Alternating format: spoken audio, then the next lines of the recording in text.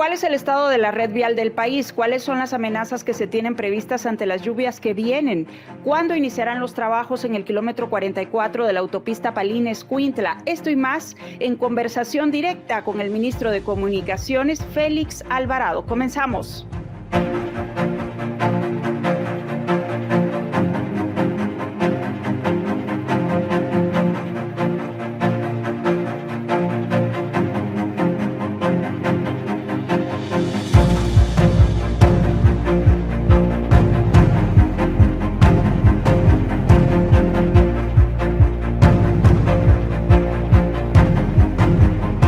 ¿Cómo están? Bienvenidos a este espacio de conversaciones directas. Soy Alejandra Álvarez. Hoy nos acompaña el doctor Félix Alvarado, ministro de Comunicaciones, Infraestructura y Vivienda. Ministro, ¿cómo está? Bienvenido a este espacio.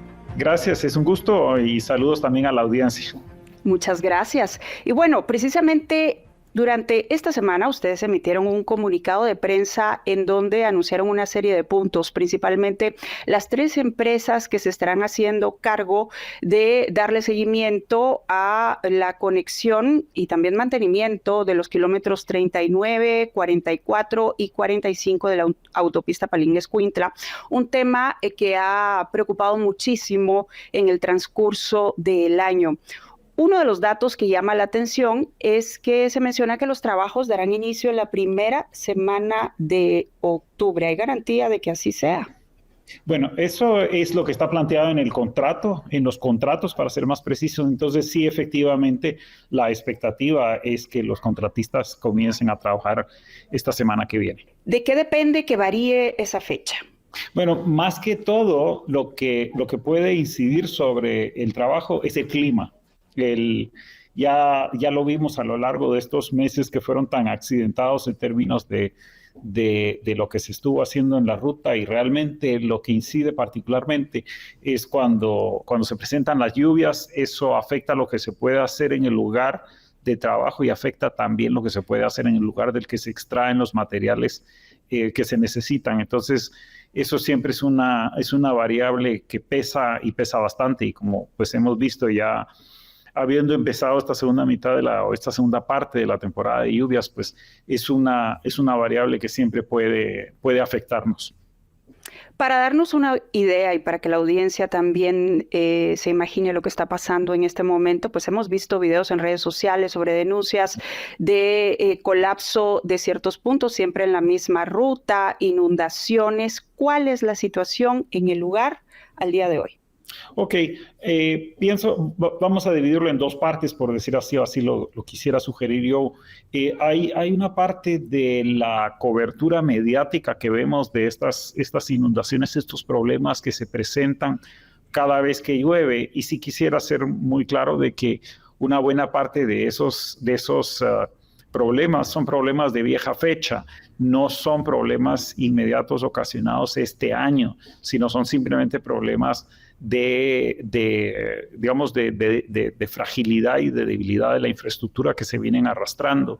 Aunque no es estrictamente en la ruta de Palín-Escuintla, sino en el kilómetro 17, por ejemplo, estuvo dando las vueltas en la internet un video donde se observan unos flujos con bastante presión de agua que sale de la carretera, y resulta pues que ese es un problema conocido hace años de unos colectores y desagües de Villanueva que ya están dando problemas y van a tener que reemplazarse ampliamente. Entonces, tenemos que estar conscientes que la infraestructura ha sido descuidada por mucho tiempo, y eso causa o presenta una serie de problemas que se presentan secularmente cada año y que deben ser abordados de manera específica en términos de nuevas intervenciones. Pero por el otro lado sí tenemos la situación más propia de este año, que fue el otro tema que tratamos de tocar en la conferencia de prensa que tuvimos. La combinación desafortunada de incendios forestales en el volcán de Agua, que desestabiliza el suelo, acompañado de una lluvia que no es particularmente intensa, pero digamos en los límites altos de lo normal, provoca estas bajadas de lodo como las que se dieron en junio y julio, que fueron suficientes para afectar la infraestructura de la carretera. Hemos identificado, hemos hecho un análisis de 23, de 23 transversales, los tubos digamos, de desagüe que pasan por debajo de la carretera o de las carreteras, porque realmente no es solamente la CA9A, y también de algunos de los puentes que atraviesan, digamos, esas cuencas que bajan del volcán, y lo que hemos encontrado es, en efecto, en buen número de estos niveles muy altos de asolvamiento, es decir, de acumulación de lodo y detritus que han bajado del volcán. Hemos encontrado cantidades importantes incluso de desechos sólidos, de basura que las personas han tirado y que van a parar a estos desagües fluviales y los tapan. Entonces tenemos un problema más agudo derivado de los incendios lamentablemente provocados entre febrero y mayo, abril-mayo más o menos. Y bueno, también estas conductas que son poco constructivas en términos de el tirar desechos sólidos en lugares inapropiados, y también algunas prácticas de agricultura y de talado de árboles que desestabilizan las laderas del volcán y que con las lluvias provocan bajadas de lodo. Entonces tenemos, como quien dice, algunos problemas más antiguos y estas circunstancias actuales que requieren atención más, digamos, que son de causa más reciente y que requieren también una atención. Ministro, de hecho, en este mismo comunicado ustedes hablan de 3 escenarios y dependiendo lo que resulte, entonces serán las medidas a tomar. Quiero preguntarle, ¿ustedes han evaluado, de acuerdo a la magnitud del invierno, nuevamente el cierre de la ruta, por ejemplo? Ok, vamos a subrayar un poco qué es este estudio que se hizo. El INSIBUME, en una red de investigadores que incluye investigadores de los Estados Unidos e investigadores del Reino Unido, hicieron esta evaluación fundamentalmente sobre la base de fotosatelital de las condiciones del volcán tras los incendios y de las cuencas, estimando el volumen de lodo que puede bajar dependiendo de las lluvias. Y esos 3 escenarios se refieren a situaciones tipo, podríamos decir, y esos causarían o pueden causar una bajada de lodo similar a la que se ha tenido y que contribuyó a tapar el socavón. Ojo, lo que tenemos que tener claro es que no es igual una bajada de lodo que un socavón. La bajada de lodo es simplemente el detonante inmediato de daño a la infraestructura. El segundo es el mantenimiento, la limpieza. Una de las cosas que sale de la experiencia del kilómetro 44 este año es justamente la urgente necesidad de estar haciendo el mantenimiento permanentemente para desasolvar las cuencas, limpiar los transversales. Eso, por supuesto, en el contexto de que mientras estaba el revertimiento en marcha y no teníamos la potestad por el decreto 17 que pasó, el de ampliación presupuestaria que pasó el Congreso recientemente, nosotros no podíamos intervenir directamente en la ruta. Afortunadamente, y por el decreto, eso es una opción en este momento. Entonces, que si es necesario interrumpir el paso, no es necesario interrumpir el paso, eso es una consecuencia ya del daño provocado, como ocurrió, digamos, en junio, pero no es indispensable. Agrego de una vez, porque eso sí vale la pena señalarlo, que el proceso de reparación del kilómetro 44, que es el que más, evidentemente es el que más preocupa, tampoco está, digamos, dentro de los términos de la intervención, no se contempla la interrupción del tránsito. Sí va a ser necesario estar cambiando de carriles para ir reconstruyendo el paso allí, pero no interrumpir totalmente el tránsito.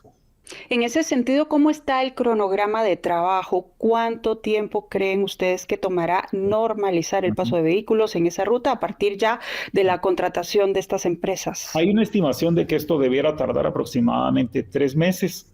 más o menos, y ahí de nuevo, el clima es la gran imponderable. Entonces, hay que tener muchísimo cuidado con tomar estas afirmaciones de tiempo. Pongámoslo de esta forma, con 3 meses secos debiera poderse completar sin mayor complicación, pero en eso pues el cielo tiene otras opiniones y puede llover más o menos y eso incidir sobre el trabajo. Hay una expectativa, y de nuevo esto es variable, de que en 2 meses esté completamente retomado los 4 carriles, estén reacondicionados los 4 carriles. El mes restante son obras complementarias que no son visibles, digamos, desde la perspectiva de quienes usan la carretera, pero sí invitaría a tomar esto con mucha cautela desde el punto de vista de que hay variables importantes que pesan sobre el calendario. ¿Han medido ustedes desde el Ministerio de Comunicaciones, como lo ha hecho el sector privado y otras entidades, el impacto que ha tenido el problema en esta ruta para el país? Bueno, la potestad nuestra como Ministerio de Comunicaciones no se extiende a los impactos económicos, pero el Ministerio de Economía sí ciertamente ha hecho evaluaciones de ese impacto, de la extensión de ese impacto, que me apuro a decir es significativo. La CA9A transporta la mitad de la carga que se lleva a la costa sur. Por allí transita una parte considerable de nuestro tráfico comercial con Centroamérica. Entonces no es de ninguna forma banal. El impacto de la carretera es absolutamente crítico. De hecho, he escuchado, digamos, comentarios acerca de que esto solo afecta a quienes quieren ir a la playa a disfrutar de su casa de playa, pero eso es absolutamente ajeno a la realidad. Esta es una arteria económica para el comercio nacional, tanto el que va para Centroamérica como el que se traslada, y bueno, va y viene, digamos, aunque afortunadamente para nosotros tenemos un superávit comercial con Centroamérica, entonces más el que va que el que viene, pero para fines prácticos el que va para Centroamérica y también el tráfico que va y viene por vía marítima, así que es definitivamente significativo. No miden el tema económico, pero sí el impacto en la infraestructura del país por las diferentes conexiones. Quiero preguntarle, ¿es esta una de las principales crisis que ha enfrentado usted desde que asumió el cargo en el Ministerio de Comunicaciones? Tenemos que decirlo con toda certeza, es la principal crisis que he enfrentado. Yo no tenía más de 2 semanas de estar en el cargo cuando el desorden, por llamarlo generosamente, heredado en términos del revertimiento de esa carretera, nos lleva a este resultado. Sabemos que esto, digamos, este bloqueo de los desagües tiene que ver con el mantenimiento insuficiente, como señala la gente.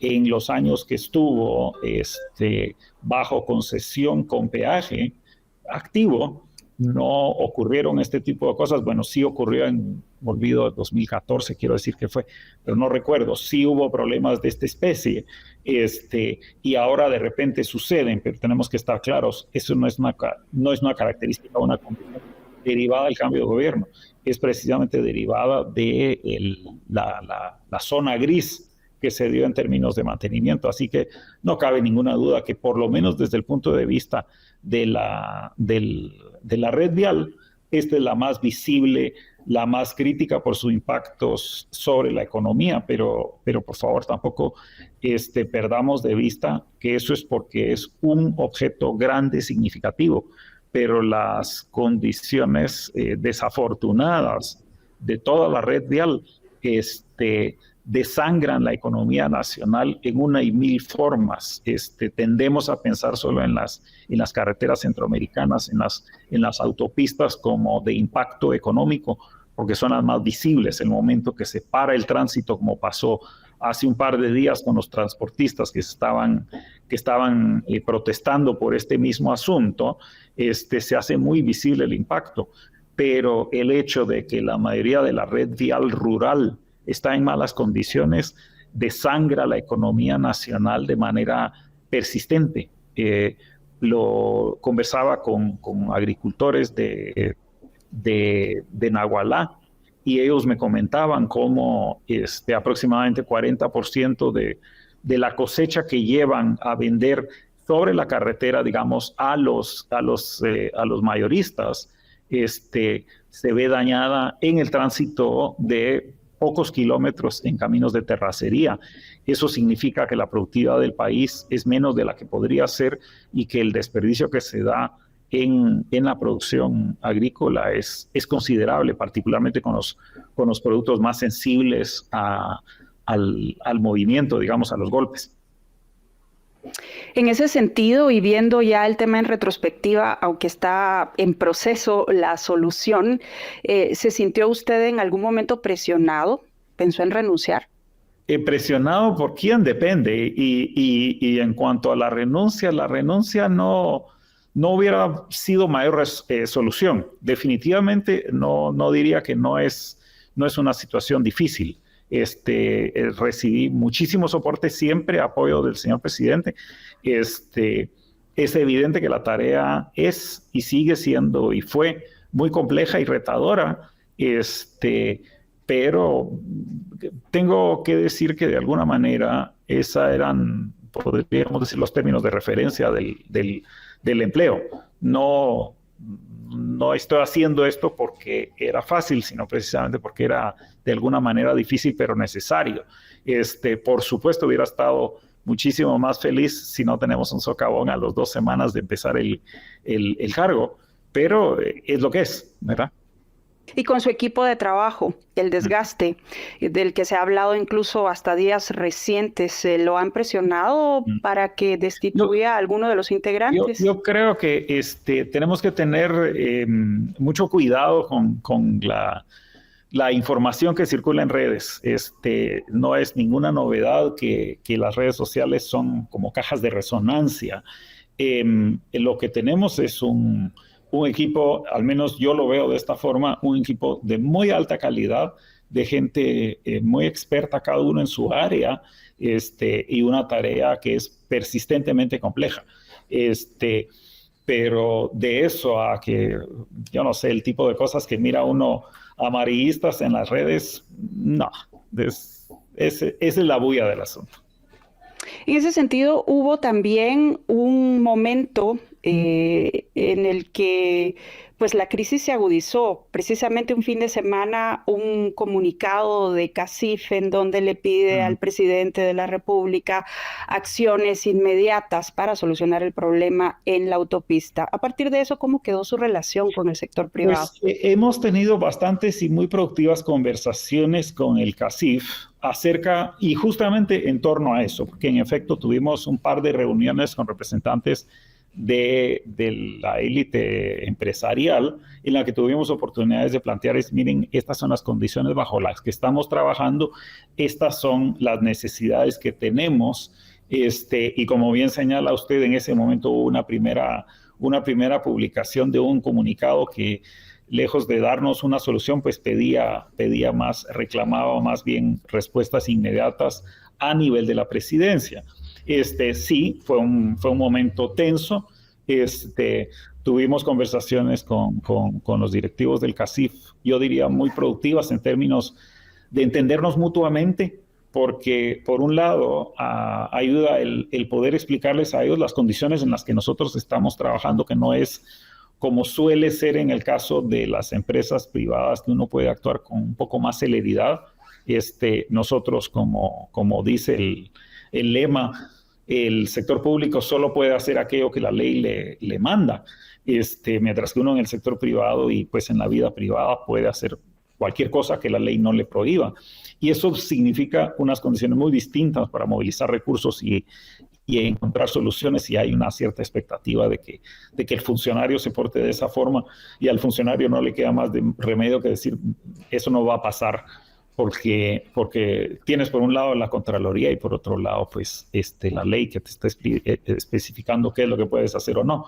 Eso por un lado, y por el otro lado también la muy comprensible aclaración por parte de los directivos del CACIF, que ellos también están sujetos a presiones de sus propios agremiados y que eso exige actuar, y actuar muchas veces significa tomar posiciones. Yo creo que quedando eso muy claro, comenzamos a buscar caminos de construcción colectiva, compartida.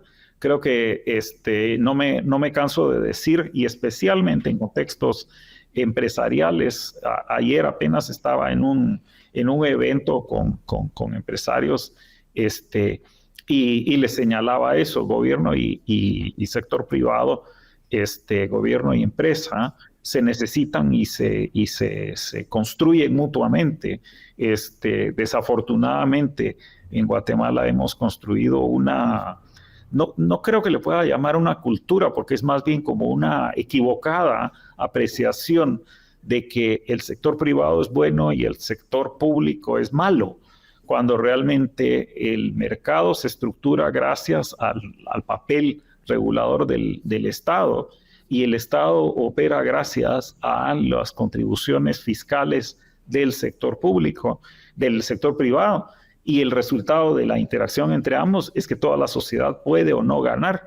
Acá el haber inventado esa división, esa decisión tan severa de buenos y malos, significa que ha sido muy difícil trabajar juntos, y como lo muestra este caso del kilómetro 44, todo el mundo pierde con eso. Entonces, yo quiero decir que sí ha habido un proceso de construcción de un reconocimiento. Yo les decía a ellos que fundamentalmente lo que necesitamos es confianza y respeto. La confianza entendida como el reconocimiento de que el otro va a actuar como dice.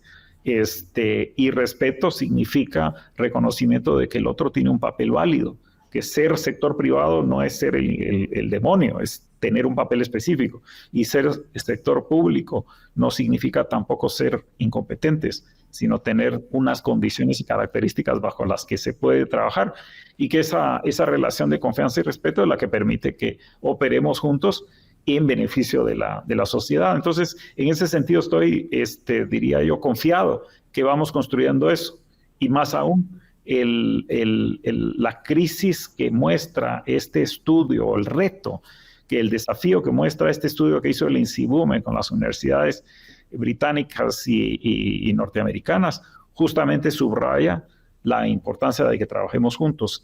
Y precisamente lo voy a interrumpir porque vi unas imágenes que ustedes publicaron desde el Ministerio de Comunicaciones de una de esas reuniones, y me llamó la atención que usted habla de la necesidad de un grupo de máquinas amarillas ante la inminente amenaza del invierno, de lo que se viene, de estos 3 escenarios planteados. ¿A qué acuerdos llegaron en todo caso si se da una nueva crisis con el sector privado? Bueno, sí, planteé en ese momento justamente que lo que deberíamos de hacer es una red que nos permita a todos saber dónde está qué y para qué se puede usar. Lamentablemente y probablemente por la misma realidad de que el sector privado, aunque digamos la cúpula del sector privado actúa de uno, pero la realidad del sector empresarial es que es un sector enormemente disperso. O sea, desde ayer me lo decía alguien de la Cámara de Comercio, desde gente que son fundamentalmente pequeños comerciantes informales hasta las grandes transnacionales, terminarse de poner de acuerdo entre ellos y decir, esto es lo que vamos a hacer juntos, no es fácil, no es rápido. Pero, y ahí quiero preguntarle, ¿pesan solamente los temas de operatividad o giro comercial, o también asuntos políticos y de línea de pensamiento dentro del sector privado? Yo creo que ambos. Sin duda hay perspectivas distintas acerca de cómo debe ser el Estado guatemalteco y cuál debe ser el papel del gobierno dentro de ese Estado guatemalteco, y no cabe duda que la administración actual es un giro sobre el business as usual del papel del gobierno, Y bueno, en lo que los actores aprendemos a operar dentro de ese contexto, pues por supuesto hay acomodos e incomodos, podríamos decir. ¿Cree usted que su perfil, su relación con el partido Semilla, ser cercano al presidente, su línea de pensamiento ha pesado en agudizar los comentarios ante la opinión pública en esta crisis? Yo creo que sí, sí, no cabe duda. Nunca he ocultado mi pensamiento, es más, lo escribía semana a semana en plaza pública, entonces no hay mucho que esconder. Y si comenzara a decir cosas distintas hoy, pues no sería una persona particularmente consistente. Y digamos, eso no es específicamente solo con respecto, digamos, a la cúpula empresarial, sino eso es con respecto a cualquiera que quisiera tener una relación distinta entre el Estado, entre el gobierno de Guatemala y sus respectivos intereses, que en el caso del Ministerio de Comunicaciones es absolutamente clave, porque aquí estaba, por ejemplo, la caja chica, por no decir la caja grande, de la corrupción. Entonces, si de aquí había, y ese era el caso, toda una maquinaria de cómo se sifonea, cómo se conduce dinero del erario público hacia actores particulares a través de la contratación de obra pública. Entonces, evidentemente, quienes usaban y vivían de ese sistema no están particularmente contentos. Particularmente en el caso de que yo como ministro vengo con esa responsabilidad, ese encargo y esa tarea de terminar con eso como la forma de hacer obra pública, o más bien de hacer como que hacemos obra pública, porque lo que realmente está en juego es el depredar el erario. Entonces, por supuesto, quienes operan dentro de ese sistema y tienen esas expectativas no están particularmente contentos conmigo, y eso tiene poco que ver con lo que hubiera o no dicho en una columna, tiene que ver con la tarea a realizar. Ellos estarían más contentos si esto siguiera funcionando como de costumbre. Y con esos antecedentes, ministro, pues hay exfuncionarios del Ministerio de Comunicaciones procesados que han ido a la cárcel o bajo investigación. Usted lo ha dicho, esta entidad ha sido la caja chica del Estado, una de las cajas chicas del Estado. ¿Encontró lo que imaginó o ha sido peor? Yo diría que encontré lo que imaginé, ha sido peor y ha sido distinto. Porque lo que y esto es de las cosas más interesantes, porque no me pesa decir que el nuestro es un gobierno donde la mayoría de los funcionarios, algunos con mucha experiencia en administración pública, pero un buen número de funcionarios, hemos tenido más que ver con el análisis de la cosa que con la gestión de la cosa. Precisamente por no querer o no poder o no deber trabajar con administraciones corruptas.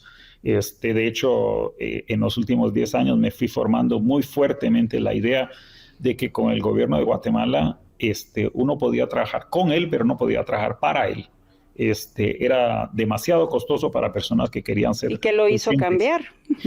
Bueno, el cambio de gobierno. O sea, esta administración específica precisamente es lo que marca la diferencia. Tenemos funcionarios que se involucraron con las administraciones anteriores y que han tenido que pagar muy caro en términos reputacionales su involucramiento con la administración. Pero entonces, llega un momento en que si tienes las circunstancias que tenemos hoy, pues puedes hacerlo.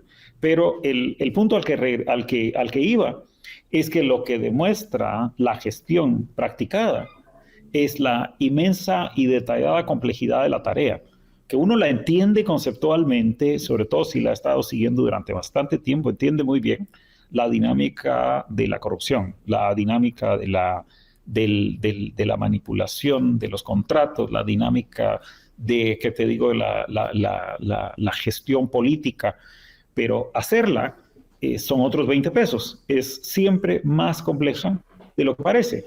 Y eso, por supuesto, no es que sorprenda, uno lo espera, pero de todas maneras es extremadamente compleja. Y ante la sensibilidad y la complejidad que usted está describiendo, ¿no teme ser investigado, procesado y demás, como hemos visto en otros casos?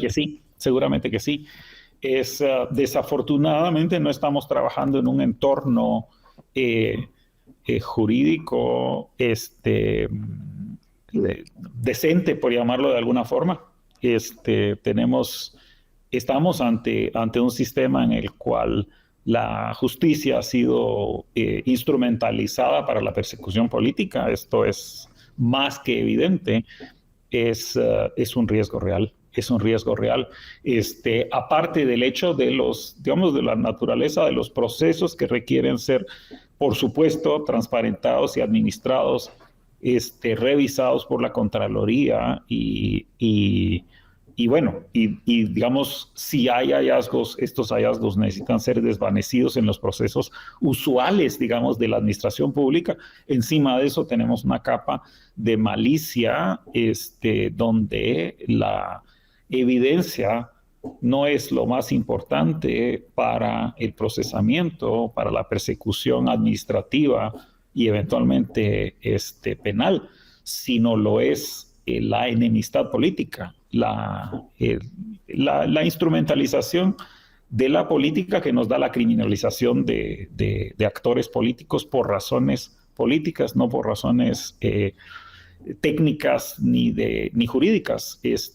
Sin ninguna duda es un riesgo latente en este cargo. Sí. ¿Usted cree que esto va a continuar? ¿Cree, por ejemplo, que siguen las intenciones golpistas? Yo creo que no cabe duda que mientras tengamos las instituciones de justicia cooptadas por los actores político-judiciales que las han tenido en los últimos 10 años, eso va a seguir sucediendo. Lo que estamos viendo en estos días en torno a la selección al proceso de comisiones de postulación, la selección de jueces y magistrados es evidencia de que hay un cambio, podríamos decir, de las aguas, pero es nada más como quien dice, ese es un juego continuo, por llamarlo generosamente juego, en el sentido técnico, digamos, es una batalla continua. Por supuesto, tengo la sospecha que dependiendo de cómo sale eso, sube o baja el riesgo judicial o judicializador de la participación política y técnica que me toca a mí desde la cabeza desde un ministerio, que no tiene demasiado que ver con lo que está sucediendo dentro del ministerio y todo que ver con esa lucha más extensa. Brevemente, ¿se siente en riesgo entonces? En este momento yo no me siento, o sea, no en una amenaza, una situación de amenaza, pero si examinamos el tema descarnadamente, si vemos en este momento funcionarios, exfuncionarios perseguidos, exiliados, es indudable que eso es una opción, o más, no sé si opción es la palabra correcta. ¿Posibilidad? Es una posibilidad, por supuesto que lo es. Y eso vale no para mí en lo particular, vale para cualquier funcionario que quiera hacer, diría yo, lo correcto en este momento. Se expone en mayor o menor medida, dependiendo de las apuestas que se juegan en su sector, con ese escenario, por supuesto. ¿Y cómo pesa ese riesgo al momento de la ejecución y de querer hacer una limpieza en este ministerio tan cuestionado, ministro? ¿Cómo avanzan, por ejemplo, los casos de corrupción, las denuncias? Sí, aquí hay que hacer una aclaración y que la he mencionado más de una vez y vale la pena subrayarla. La primera responsabilidad mía como ministro de Comunicaciones es que la obra se complete para que sirva.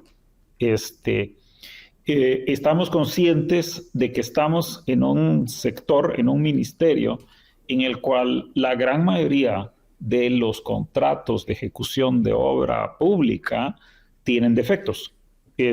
Han sido mal competidos, han sido mal contratados, han sido mal ejecutados, han sido mal supervisados. han sido mal financiados. Entonces hay defectos de diversa índole en prácticamente todos los contratos. Hay conjuntos completos de proyectos de obra pública urgente que la gente necesita y que están detenidos por razones judiciales, precisamente por la corrupción que los envuelve. Un buen ejemplo de eso son los 160 y pico contratos que están metidos dentro, o proyectos que están metidos dentro del decreto 21-2022, un decreto que nace mal desde el momento que está utilizando fondos que debieron haberse utilizado para el COVID, pero porque no se compraron las vacunas, pues dicen, bueno, del ahogado al sombrero vamos a hacer proyectos, maravilloso. Pues contratan los proyectos, pero luego hacen mala técnica legislativa y terminan con un decreto mal hecho.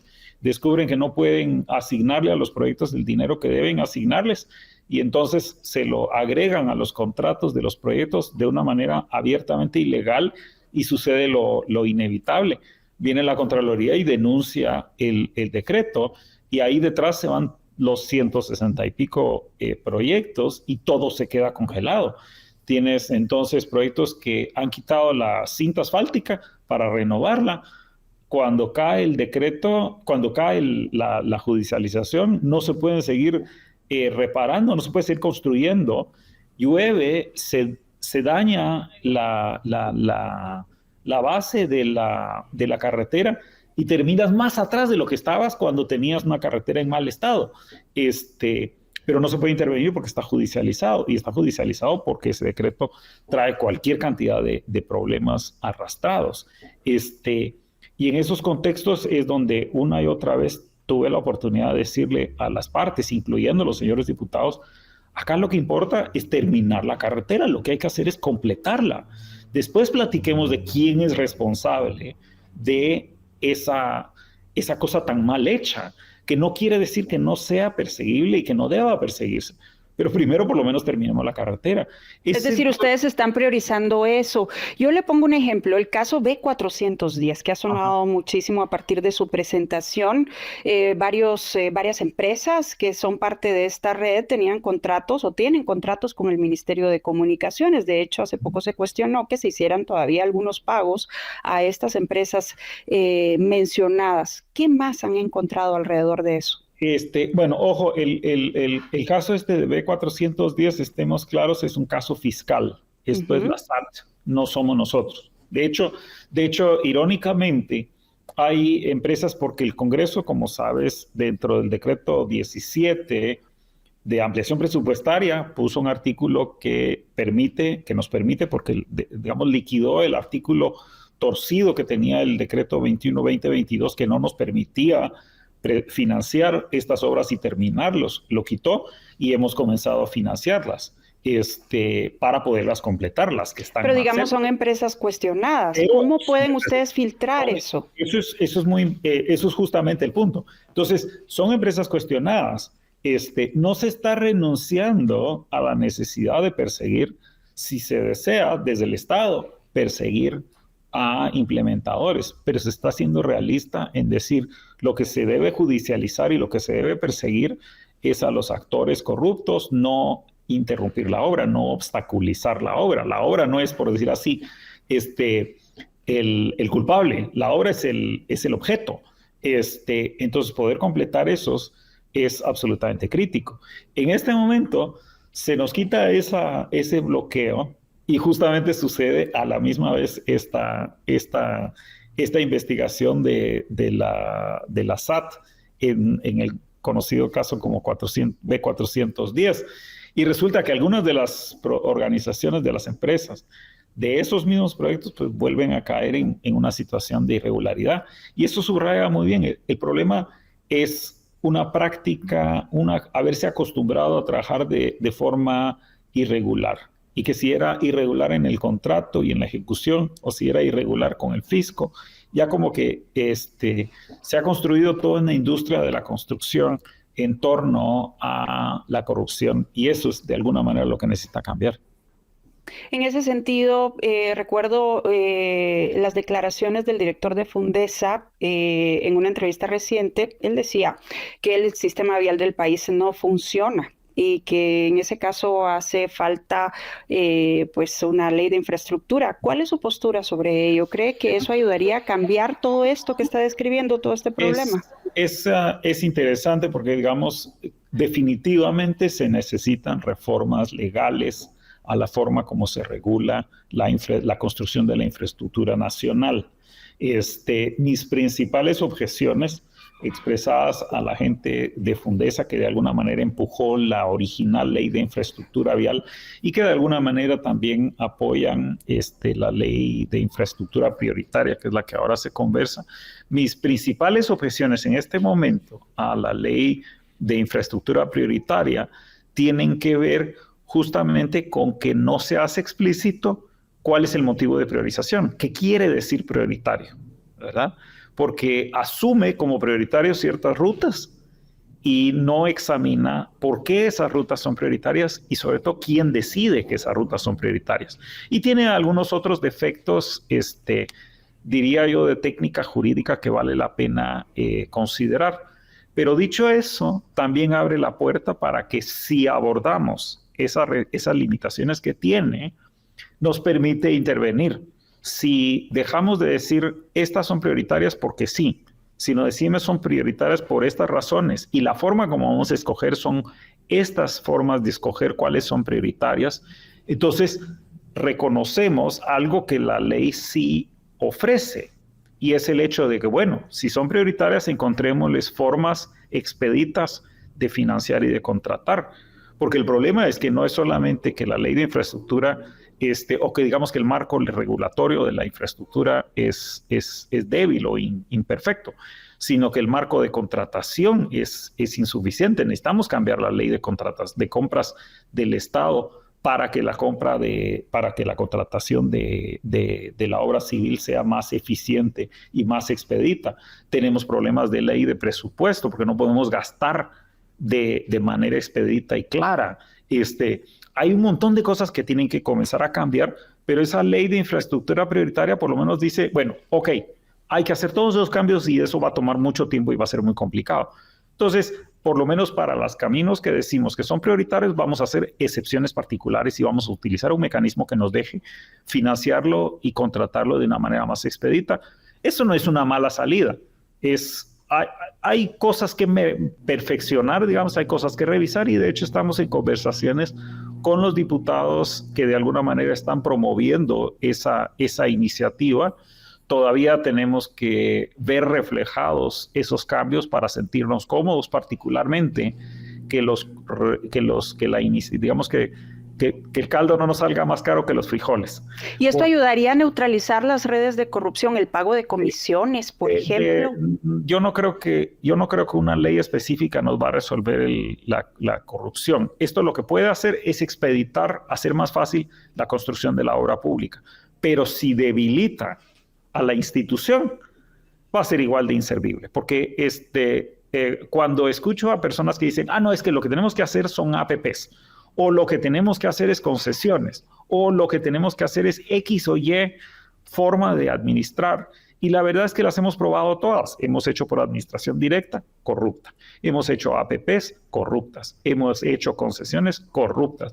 El problema no es la forma de administrar, es las razones y los incentivos que le damos a los actores para intervenir dentro del negocio de la construcción. En ese sentido es que nosotros, desde mi gestión, lo que estamos promoviendo como el cambio, digamos, de reforma más importante es algo que he llamado el abordaje programático de la red vial, que para sintetizar qué es lo que sucede, dónde está el problema, es que en Guatemala solo se construye lo que se pide.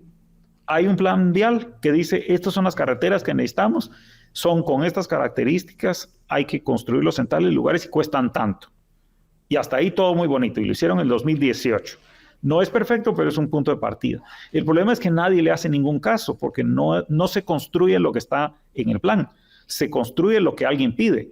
Y mientras más fuerte lo pide, más probable es que se le haga. Entonces, los alcaldes le insisten al diputado, el diputado le insiste al ministro de Comunicaciones y a la CGPLAN y al Ministerio de Finanzas hasta que su camino favorito queda metido dentro del presupuesto. Y lo que es peor, porque eso ya es, digamos, un esfuerzo de presión política que no necesariamente tiene que ver con que el camino es necesario o conveniente, sino con cuánto lo quiero yo que estoy presionando. Pero lo peor de eso es que al hacer que la construcción de los caminos solo sucede cuando se pide, es que abre la puerta a la corrupción. Entonces viene el alcalde y le dice al diputado, necesito el camino, y el diputado le dice con muchísimo gusto, pero va a tener que engrasar las ruedas de la máquina. Le hace, me va a tener que pasar una cuota. Y viene el alcalde con el contratista y el contratista le dice, mira, te paso una platita para poder hacer tu camino y tú me contratas a mí cuando te den el presupuesto público. Entonces hemos construido todo un sistema que le llamo la tramocracia, donde la moneda de cambio es el tramo y la forma de decidir cuál tramo se construye es un asunto de puros intereses corruptos. Entonces lo que estamos diciendo es, hay que acabar con eso. Tenemos que decir, este es el plan y lo que se planifica se construye.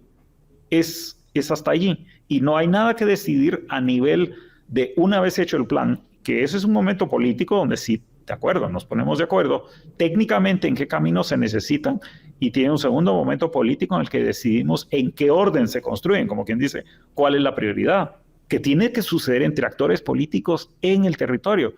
Me vienen todos los días, todo el día, comisiones de alcaldes, de miembros de las comunidades, de sus diputados distritales, a decir cómo va mi tramo. Y les digo yo, pónganse de acuerdo entre ustedes, porque todo mundo dice que su tramo es el más importante y tiene que construirse, pero los recursos son limitados. Pongámonos de acuerdo en el territorio, me dicen en qué orden construirlos y entonces vamos para adelante. A eso quiero moverme, a eso tenemos que movernos, donde ya no sea una cosa de que el que tiene más saliva traga más pinol, el más fuerte, el que tiene más palanca política o tiene más dinero para corromper funcionarios, es al que se le construye el camino. Esa es la puerta que tenemos que cerrar. Y de ahí en adelante, que si es concesión, que si es APP, que si lo construye el Ministerio de Comunicaciones, eso ya solamente es encontrar la forma más eficiente de hacerlo. Hay caminos que es mejor hacerlos concesionados, hay caminos que es mejor hacerlos en APP, hay caminos que es mejor hacerlos con pago por disponibilidad. En fin, la forma no es la solución. La forma es específica a cada caso. Y a propósito de las alianzas público-privadas que también han generado cierta polémica, ministro, según usted, ¿qué proyectos deberían trabajarse bajo esa figura, partiendo de lo que sucedió recientemente también con el tema del aeropuerto? Exacto. Hay que buscar aquellos proyectos que son atractivos comercialmente a un inversionista, en el cual el Estado puede entonces trasladar el riesgo del proyecto al inversionista. Esos son los que se prestan a las alianzas público-privadas. ¿Y cuáles tienen en mente en este momento ustedes? Por ejemplo, hay en efecto en un futuro algún tipo de APP, porque además estemos claros, APP no es solamente, como quien dice, una sola cosa, y definitivamente no es privatización. Es una relación entre un proveedor privado y el Estado para el logro de algún propósito de interés público en un contexto de beneficio comercial para alguien. Entonces, por ejemplo, el aeropuerto es un buen ejemplo desde el punto de vista de la operación aeroportuaria. Es sumamente compleja, una operación aeroportuaria grande, mucho más grande que la que tenemos ahorita, puede bien valer la pena entrar en algún tipo de relación comercial con un operador internacional macro de aeropuertos, donde ellos asuman el riesgo. Ok, vamos a invertir en esto, se norma, lo vas a operar de tal forma y vas a pagarle al Estado tales tarifas o beneficios por el uso. El problema, por supuesto, volvemos, para hacer ese tipo de negocios necesitas un Estado fuerte, que se pueda sentar con el interés comercial y le diga, ok, me vas a pagar una cantidad digna, no el 1%, ¿cuánto era? El 1%, 2% que se tenía en Palín Escuintla, absolutamente depredatorio. Son términos que, por supuesto, el inversionista comercial va a decir, genial, mientras menos me cobres, mejor. pero es absolutamente depredatorio. Tiene que ser bajo otras condiciones, según usted. Tiene que ser bajo condiciones justas, pero el aeropuerto es un buen ejemplo, un aeropuerto mayor en el futuro, no simplemente sacar a ahorita lo que nos toca es rescatar el aeropuerto que tenemos. ¿Y se está rescatando ya? En efecto, yo diría que eso está caminando y está caminando bien. Se están haciendo intervenciones que tienen que ver, digamos, hay todo un set de contrataciones a realizar. La cuestión de la pista de taxeo, la cuestión de los rayos X, el asunto de la impermeabilización del techo. Y, ojo, no exento de los problemas arrastrados. Tenemos el caso más, digamos, sonado en medios de las escaleras eléctricas y los elevadores. Son un buen ejemplo de algo que debería ser relativamente sencillo. Sacas a concurso, mire, reempláceme los elevadores y las escaleras, muéstreme que sabe hacer esto, muéstreme que tiene la capacidad financiera y va para adelante. Eso no es particularmente difícil de hacer y no es regalar el aeropuerto. Pero si se lo das al primo del amigo o quien quiera y luego resulta que la empresa no tiene la capacidad, te pasa lo que pasó. Y afortunadamente en este caso hemos llegado a una conciliación, porque eso es lo que es una conciliación entre las partes para que terminen este asunto y no se les pagará hasta que terminen de sacar ese clavo. Está absolutamente en manos de la empresa el que cumpla o no con eso. Eso es, por decir así, la mejor solución en una mala situación para el Estado, porque la alternativa es mucho peor. La gente gusta de decir, denúncienos, demándenlos y toda la cosa, y lo que sucede en ese momento es que se para todo absolutamente, ya no puedes intervenir y vas a pasar entonces, en vez de el atraso que estamos teniendo ahorita en la instalación de estos equipos, vas a pasar 10 años en la corte sin que se pueda hacer absolutamente nada en el aeropuerto. Es un buen ejemplo de que hay que actuar en esto con mucha sensatez en términos de que el primer resultado deseado es la maximización del interés de los usuarios. Pero volviendo a la pregunta, ese es un ejemplo donde se pueden hacer ese tipo de cosas. Hay vías, carreteras,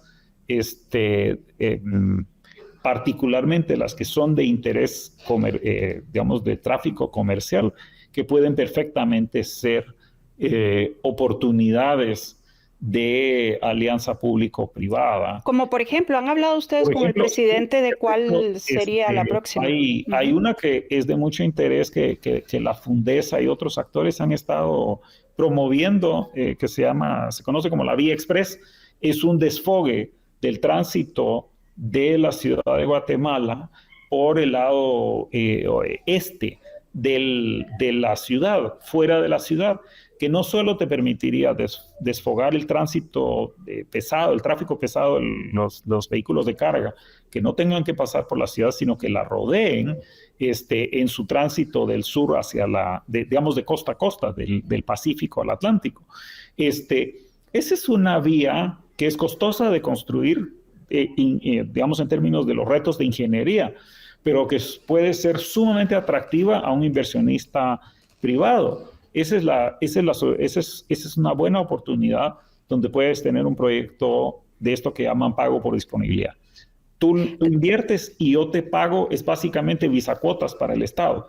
El inversionista viene, invierte, construye, y luego el Estado se queda pagando una cantidad regular, y ahí es donde tiene su ganancia el inversionista. ¿Ya se tomó la decisión o está en análisis en el caso de esta carretera en particular? Está en discusión, pero quiero completar la idea, porque el problema es que si decimos, ok, maravilloso negocio, hacerlo de esa forma, pero luego no compeles al tráfico comercial a caminar por esa vía y a pagar un pesaje en báscula por utilizarla, entonces terminan tomando otras vías de todas maneras. Entonces el negocio le sale mal al Estado porque digamos, el inversionista pues siempre le va a cobrar al Estado, pero todos terminamos perdiendo porque el beneficio que podía tener de desfogar el tránsito no va a suceder porque los transportistas dirán, mejor me voy de todas maneras a través de la ciudad porque no tengo que pagar un pesaje o un peaje. Entonces hay que hacerlo bien para que funcione, y entonces realmente allí ya no importa cuál es el mecanismo de implementación, escoges el que sea más eficiente para hacerlo. Pero ese es un ejemplo de donde podría ser sumamente atractivo a un inversionista, donde el Estado no necesitaría hacer una inversión que puede ser muy grande y puede disipar el riesgo trasladándolo a un inversionista privado, pero tiene que ocurrir en un contexto regulatorio adecuado, donde el Estado tenga la fuerza para exigir al contratista que cumpla los términos de su contrato, para hacer en primera instancia un contrato que sea justo, no un contrato lesivo a los intereses del Estado. Esas son las condiciones para poder usar. ¿Es un tema que hace ruido con el sector privado? Hace ruido desde el punto de vista de querer endurecer la capacidad del Estado para exigir esos términos. Nos hemos acostumbrado, a mi juicio, muy lesivamente para nosotros mismos como sociedad. Nos hemos acostumbrado a la noción de un Estado débil que no puede exigir el interés común, el interés general, a los particulares. Eso tiene que cambiar. Tenemos que reconocer que necesitamos un Estado fuerte para el beneficio de todos, incluyendo aquellos a los que regula. Para ir terminando, en los últimos minutos de esta entrevista, ministro, temas rápidos. Por ejemplo, actualicemos cómo queda la situación con el edificio de Correos, que también dio de qué hablar en las últimas semanas. Ok. Poniendo al día a dónde va. Empiezo por subrayar dónde empieza este asunto, porque creo que sí es importante y ha habido mucha, si no desinformación, definitivamente información incompleta y ruidosa, podríamos decir.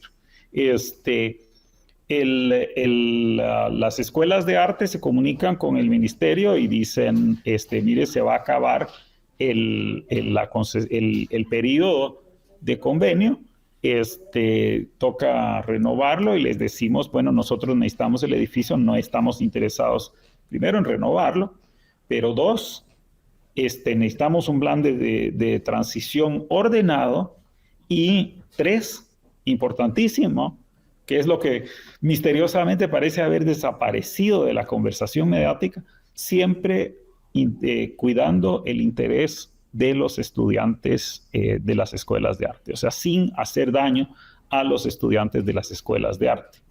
Eso es lo que se comunica del Ministerio de Comunicaciones a las escuelas de arte, a la dirección de la escuela de arte, en su momento cuando sale el tema de que el convenio se va acabando.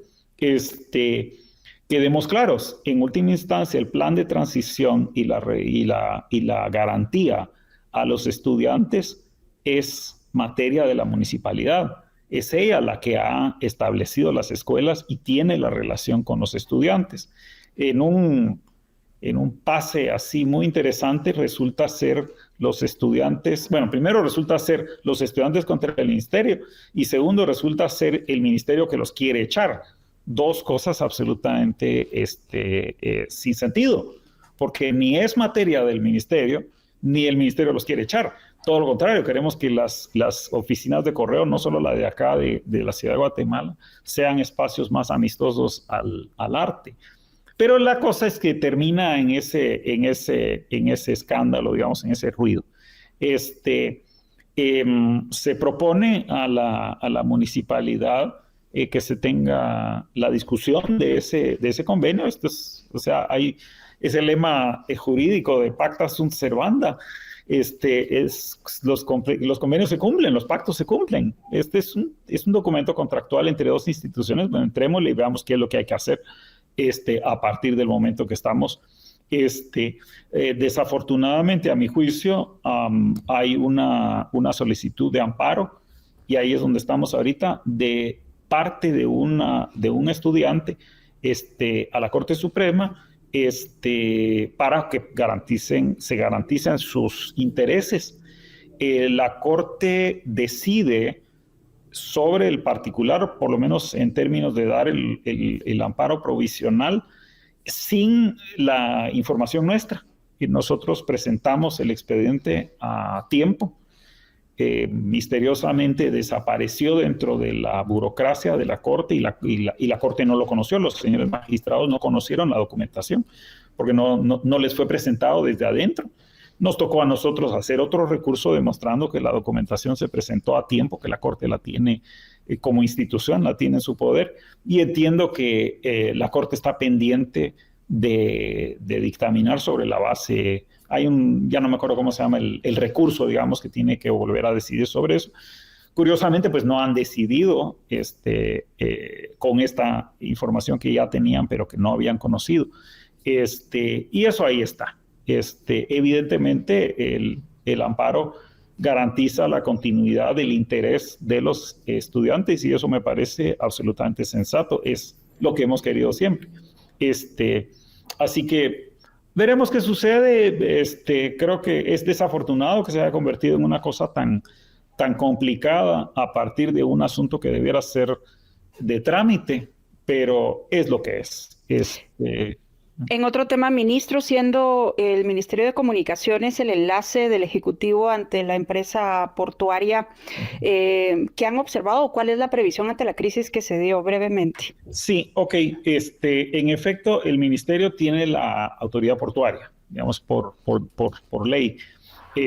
Pero es sobre el sistema portuario como un todo, y esto es en términos de puertos específicos. Cada puerto tiene su propio régimen, tiene sus propias autoridades y administración.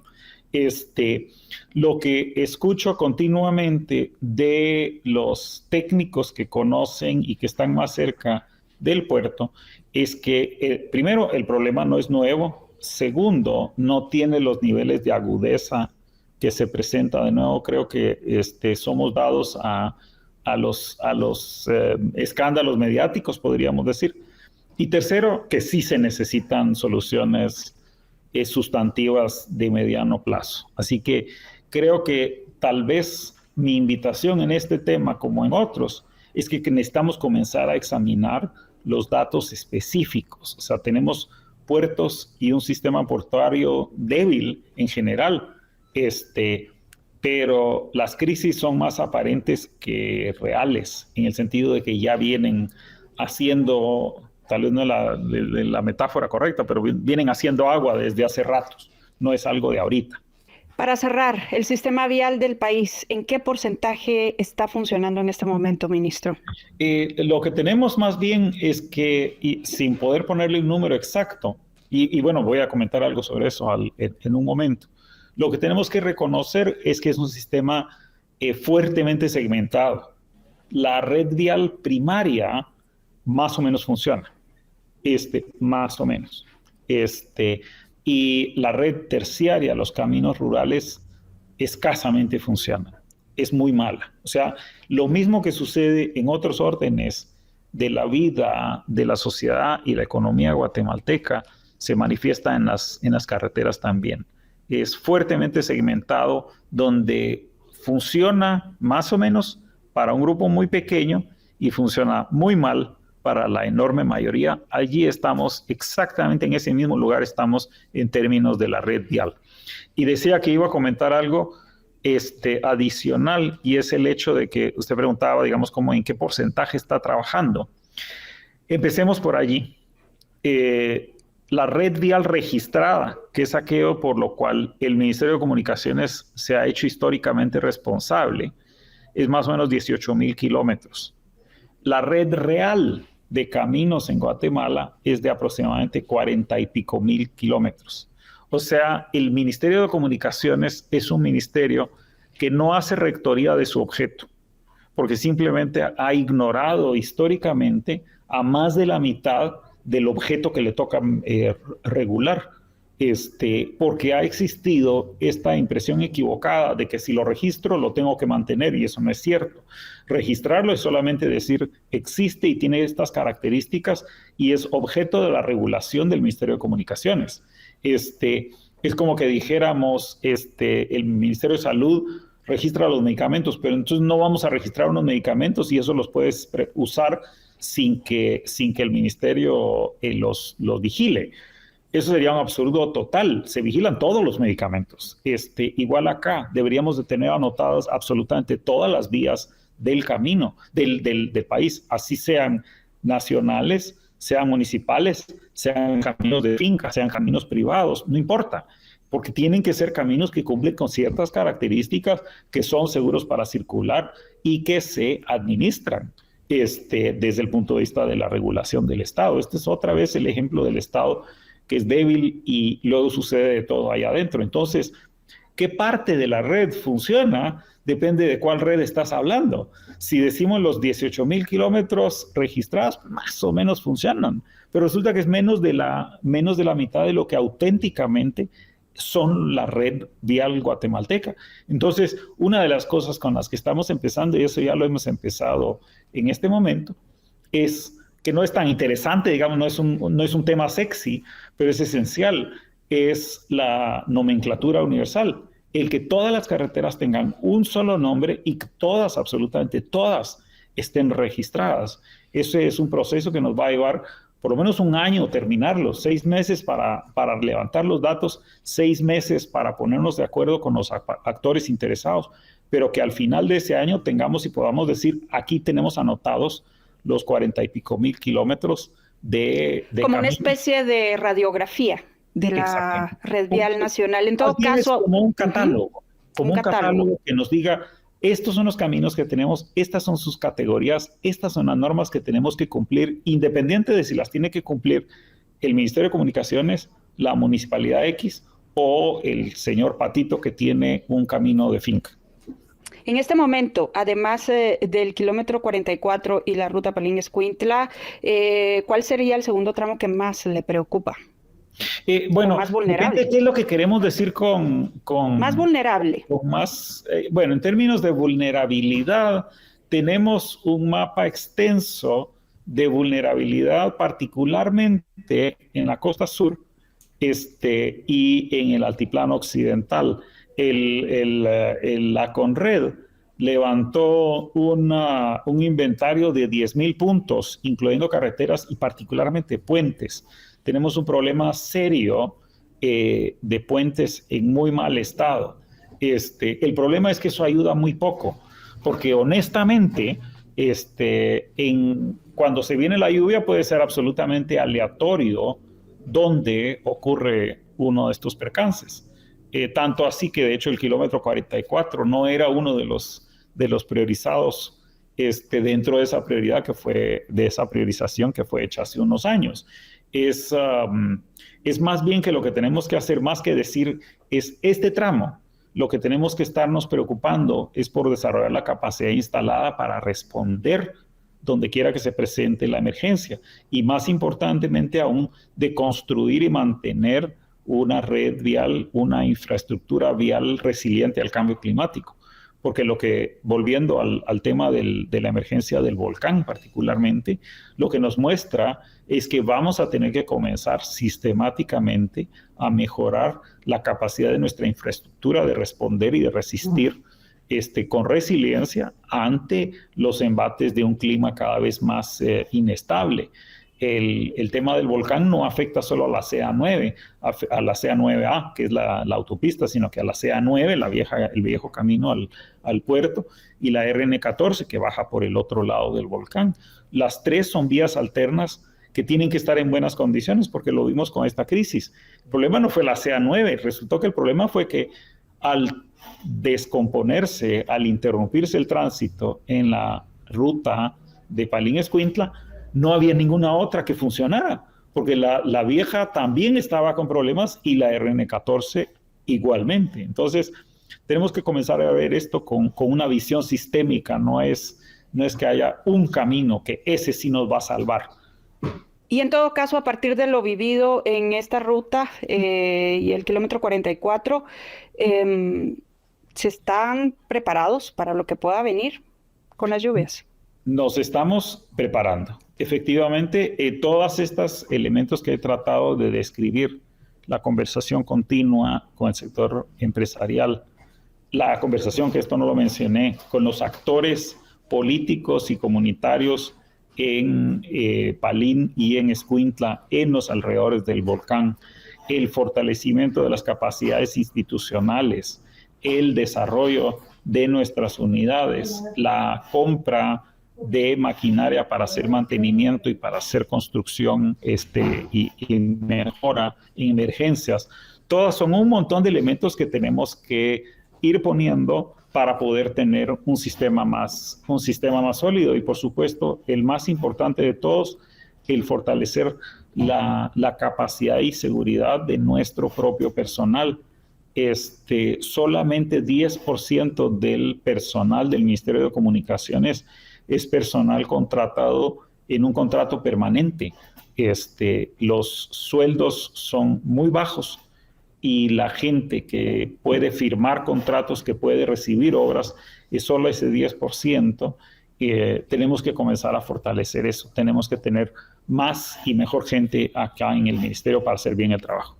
Además de la lluvia, ¿qué hace falta para hacerle frente a esta crisis o qué es lo que más le preocupa de los siguientes días? Yo creo que lo más importante y que afortunadamente lo que estamos viendo cambiar es la puesta en común política. El reconocimiento entre legislativo y ejecutivo que se ha venido dando en las últimas semanas justamente en torno a la negociación de la ampliación presupuestaria es, creo, evidencia de que necesitamos trabajar juntos. La tensión, la persecución de las partes mutuamente es poco constructiva. Hay que comenzar a reconocer que esto es un objeto nacional, que lo tenemos que hacer juntos. Eso, la relación con el sector empresarial y creo una relación de comunicación continua con la sociedad es particularmente importante en ese sentido. El hecho de que lo que tenemos, por ejemplo, y lo ilustra tan bien en el caso de la ruta al sur, en Palín Escuintla y las otras rutas, una parte importante del problema es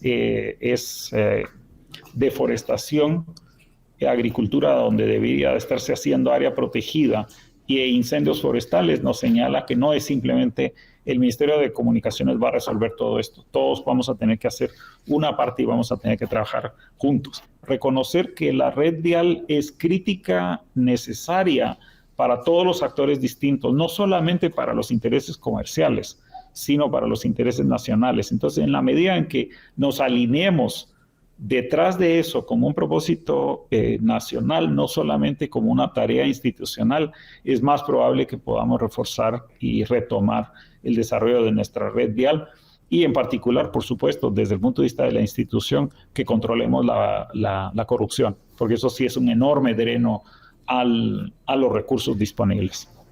Bien, pues ministro, muchas gracias por haber conversado con nosotros en este espacio. Es un gusto. Gracias y saludos a la audiencia de nuevo. Gracias a usted y a la audiencia. Muchas gracias por su sintonía. Soy Alejandra Álvarez. Hasta la próxima.